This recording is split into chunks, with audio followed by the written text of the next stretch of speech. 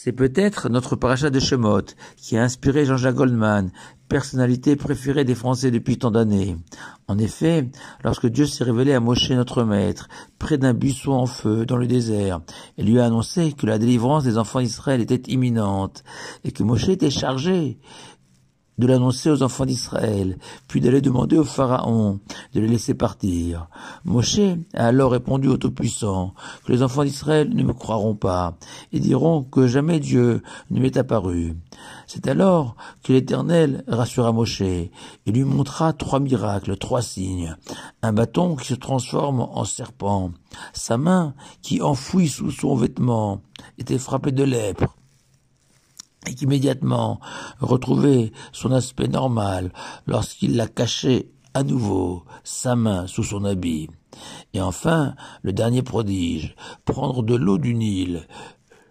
la jeter à terre, et une fois jetée à terre, cette eau se transformait en sang.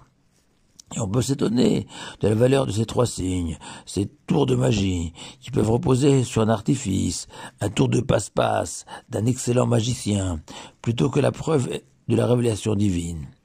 Ce qui confirme le Rambam, qui écrit dans son ouvrage fondamental, Ayad HaChazaka, que les preuves reposant sur des signes et des miracles n'ont qu'une valeur relative et accessoire, et que la vraie légitimation du prophète découle de la révélation de Dieu au mont Sinaï, aux yeux de l'ensemble du peuple d'Israël, qui non seulement ont entendu la voix céleste au mont Sinaï, mais qui ont pu aussi constater de visu le rôle d'intermédiaire joué par Moshe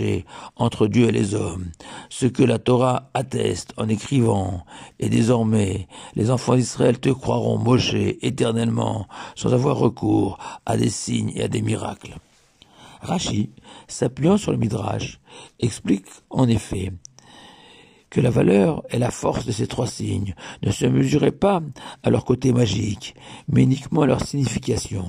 et que les enfants d'Israël ont été convaincus de la véracité de la révélation divine à Moshe, quand ils ont compris le sens caché de ces prodiges.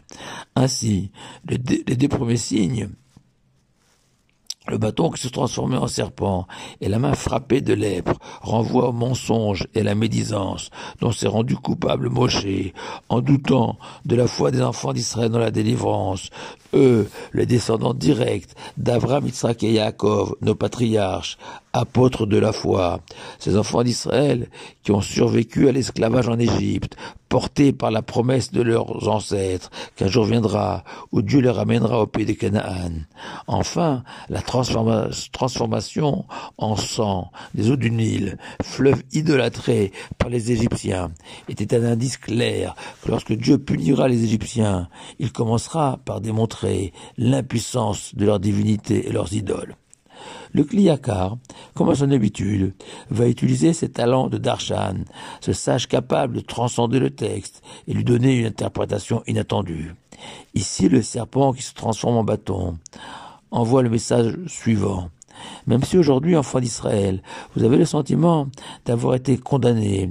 tel le serpent à ramper sur terre à jamais, non, viendra le moment où vous redresserez tel ce bâton. Et surtout, ne vous inquiétez pas de voir parmi vous des délateurs et des collaborateurs qui empêcheront et bloqueront toute tentative de rébellion contre les Égyptiens. La main frappée de lèpre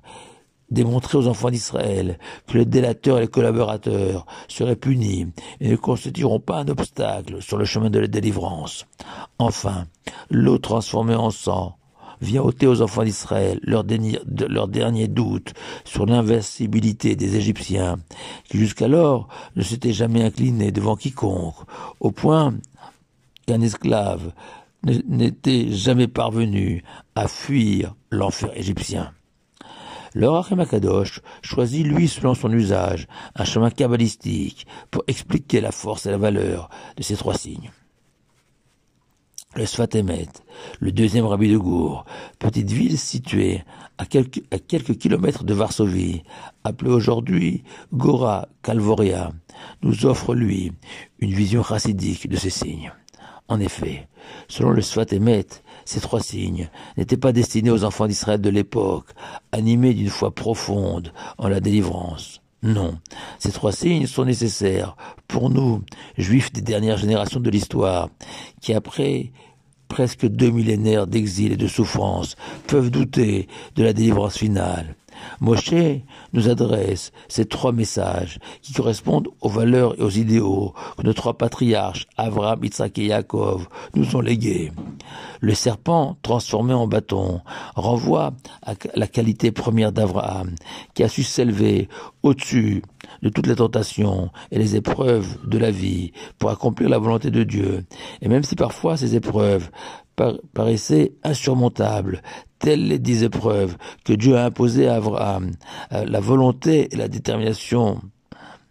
de l'homme et d'Abraham les remporter, les surmonter, seront les garants de notre victoire sur la vie. Et même si l'épreuve paraît insurmontable, tel ce serpent venimeux que personne n'ose approcher, mais il suffit de s'en saisir pour le transformer en un simple bâton inoffensif, tel un juif ayant triomphé de la tentation du mal et qui se rend compte avec le recul que le mal n'était qu'un leurre, un artifice pour nous faire fauter. Le deuxième signe, toujours selon le Sfat Emet, adressé à nos générations, correspond à notre patriarche Yitzhak, dont l'existence a consisté à révéler l'intériorité des choses, dévoiler la lumière que masque la matière, et que tel Yitzhak, premier homme de l'histoire à être circoncis à 8 jours, même l'instinct sexuel le plus sauvage est sanctifié et surnommé Brit Kodesh, l'alliance sacrée entre Dieu et les hommes. Cette alliance porteuse de lumière et de joie, telle cette main lépreuse retrouvant sa couleur naturelle, suggérant aussi l'éclat de l'âme dissimulé dans un corps humain. Enfin, le dernier signe, cette eau qui se transforme en sang, renvoie à notre patriarche Yaakov, l'homme de la Torah, dont le but est d'élever l'homme au-dessus de la matière. En effet, la condition sine qua non à cette élévation est la capacité de l'homme à se grandir, à prendre de la hauteur vis-à-vis des vanités de ce monde. Mais tant que l'homme, aussi savant soit-il, riche de Torah, symbolisé par l'eau, est attaché viscéralement à la matière et au plaisir de ce monde, alors cette eau, cette Torah, se transformera en sang, symbole du désir, de nos aspirations inavouables, de nos échecs. Tout le contraire de Yaakov, notre patriarche, qui était parvenu à retirer la pierre, représentant un cœur prisonnier de ses passions, pour découvrir l'eau du puits, symbolisant la Torah. Il y a déjà plus de 40 ans, Jean-Jacques Goldman avait écrit qu'il suffira d'un signe un matin pour encourager les jeunes iraniennes de l'époque à se réveiller et à se révolter contre les injustices des ayatollahs. Moshe, lui, nous envoie 3 signes pour nous convaincre que la délivrance est proche. Shabbat Shalom à vous tous.